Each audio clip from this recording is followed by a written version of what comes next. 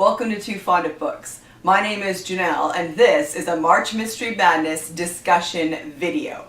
But before we get into this discussion, I need to show you the book that I found that matched my M&M manuscript matchup prompts from yesterday. And so that was to find a book with a professional detective set between 1950 and 1980. And I found The Christmas Egg by Mary Kelly. The detective in this is Detective Chief Inspector Brett Nightingale and Sergeant Beddoes, and this book was first published in 1958. So that is that's very fun. I thought I like the setting of between the 50s and the 80s, but I thought for this time I'm going to see if I can try to find a book that was published in that time period. And so this is set over Christmas in London, and the detectives are called to a flat. An elderly woman is dead and her trunk has been looted, and the woman is an emigre of Civil War Russia, and her trunk is missing some of its treasure. I haven't read this one yet. This is a recent purchase for me, and I'm going to save it until December. I want to read it for Cloak and Dagger Christmas. Stay tuned to the end of the video where I will choose 4 new M&Ms for our prompts for tomorrow. Now, recently, in one of my reading roundup videos, I went on a bit of a mini rant about the Amateur Sleuth and the cozy mystery that I was reading. And she drove me crazy because she flat out broke the law in her investigations. She broke into the incident room that the police had set up, and then she actually stole evidence. And she didn't even actually really had a reason to do it at the time. She says that right in the book. And so that got me thinking about the things that I don't like in amateur sleuths, but I also started to think about the things that I do like about amateur sleuths, because there are so many mysteries that include an amateur sleuth. And on the whole, I actually really like amateur sleuth mystery books. So I started to think about that, and I started to think about kind of what is the role of an amateur sleuth? Why would a writer choose an amateur sleuth over a professional detective in their books? And what is it that I really like?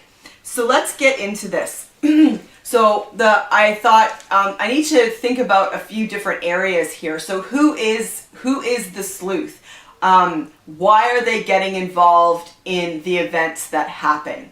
And something that I've noticed that is super popular right now, especially amongst American cozy books that include amateur sleuths, are the amateur sleuth that comes home to their small town. They come back home for whatever reason, divorce, loss of job, whatever. And then they promptly turn up a dead body. They find the dead body is at their place of work or somehow connected to their family, and then they become the suspect, or a close friend or family member becomes the suspect, and that's why they are getting involved in the case. Now that's really, really popular, and I've realized as I look back on a few of the amateur sleuth books that I've read that I don't actually really like that very much. I mean, first of all, how many dead bodies do people actually like stumble upon in their lifetime? And so I just thought, like, that's, I don't know. And then like the reasoning to stay involved in the investigation after that always seems a little bit suspect to me.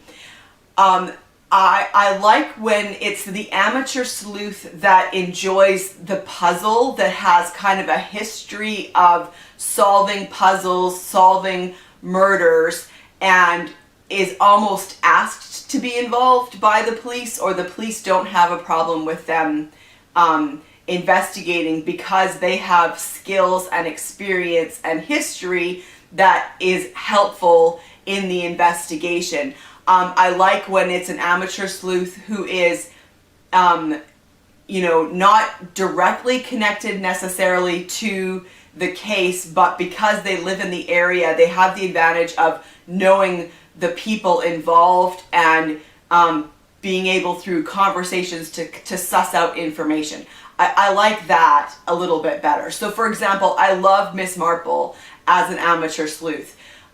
She tends to stumble upon dead bodies, but the thing with that is it's never always in her little village of St. Mary Mead. She travels around a lot, and so it's not like one tiny village is having like this, wave of murders and dead bodies everywhere.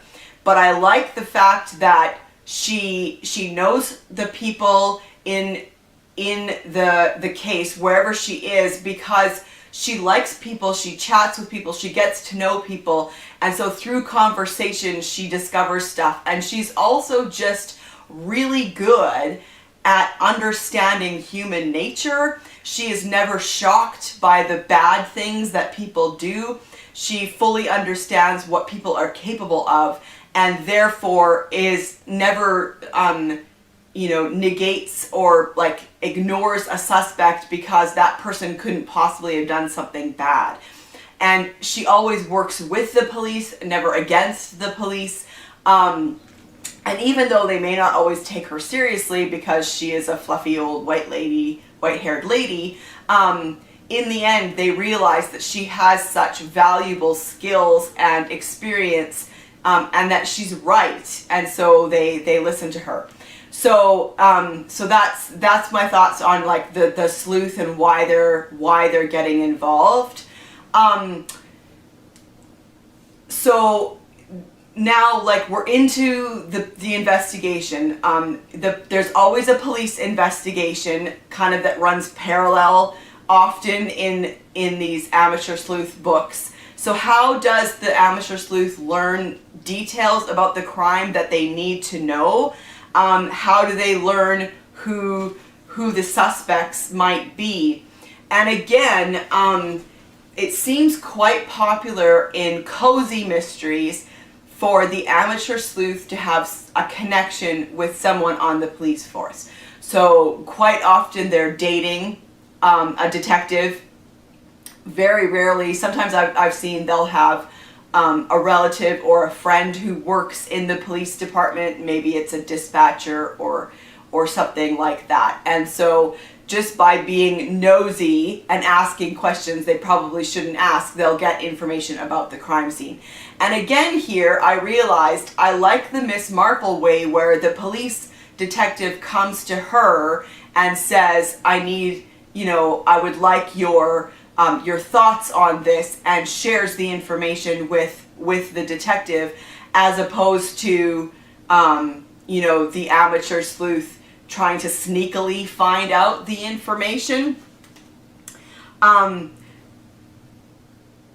So yeah, then there's often like kind of special skills or things that make an amateur sleuth stand out. So I've already talked about Miss Marple and her understanding of human nature and her ability to listen and really hear what people have to say. That makes her stand out as an amateur sleuth. Sometimes it'll be an issue of the person's job that gives them the special skills they need to solve the case.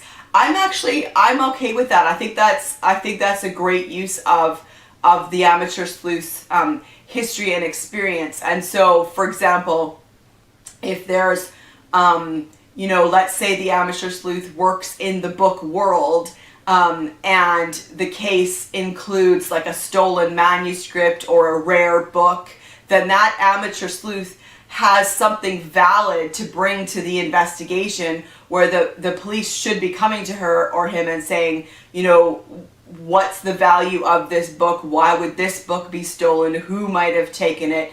And then therefore use those skills in the investigation like that. Then there's the issue of like talking to people, to witnesses and suspects, and sussing out where people were at the time of the crime, and who may have had the motive or the opportunity to do it. And what I don't like here is the amateur sleuth that tries to conduct interviews.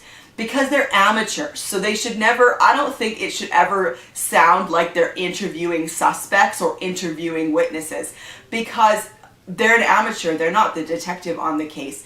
But if they can skillfully weave things into a conversation that they have with people that they know, or you know, they go to a shop and they strike up a conversation, or they go to the pub and they strike up a conversation.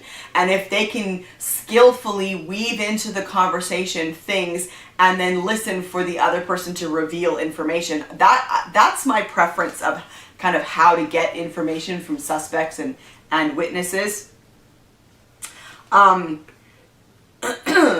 So yeah, that's kind of my thoughts on Amateur Sleuth.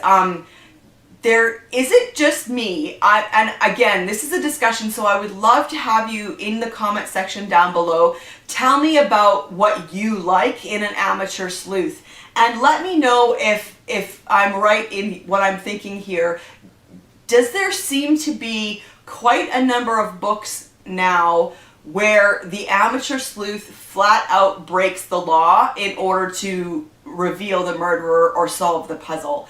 Or is that just me? Is it just that I've noticed a few books and I'm blowing it up to more than it needs to be? Have you noticed that in the books you've read with Amateur Sleuths, that they're flat out breaking the law? So the one that I already mentioned that started this whole thing off, she flat out broke the law. I gave up on another cozy series that I initially really enjoyed because the setting was a literary resort, which is awesome, but I gave up on it when the owner of the resort flat out broke the law in her amateur sleuthing. I can't stand that. That just drives me crazy. Do you ever think there is a situation where that's acceptable for an amateur sleuth? I would love to hear your thoughts about that too in the comment section down below. So ultimately I came to this conclusion. I prefer the amateur sleuth who loves the puzzle and is known for some skill in solving murders and that works with the police to find the murderer. I'm most annoyed with the amateur sleuth that keeps stumbling over dead bodies and then inserting themselves into the investigation through dubious means. So I would love to hear your thoughts on this in the comment section down below. What kind of amateur sleuth do you prefer? What are the things that annoy you about amateur sleuths? And do you think it is ever acceptable? Is there ever a situation where it's okay for the amateur sleuth to break the law for the investigation? It is time for the next round of the marvelous and magnificent March Mystery Madness M&M manuscript match-up. Let's see what we will get. We've so far never had a setting, I don't think, and I'm not sure if we've had, I think it's probably just the setting that we've never had, or yeah, like the city, town, manor house, hotel, traveling, I'm not sure. All right, the first one I pulled today is yellow, and that gives us the cover. So what color will you need to find on the cover? Red. And that gives us a red cover. So the book that we are looking for will have red on the cover. Orange is detective. And we got orange again. And so I'm going to go with my no repeats rule.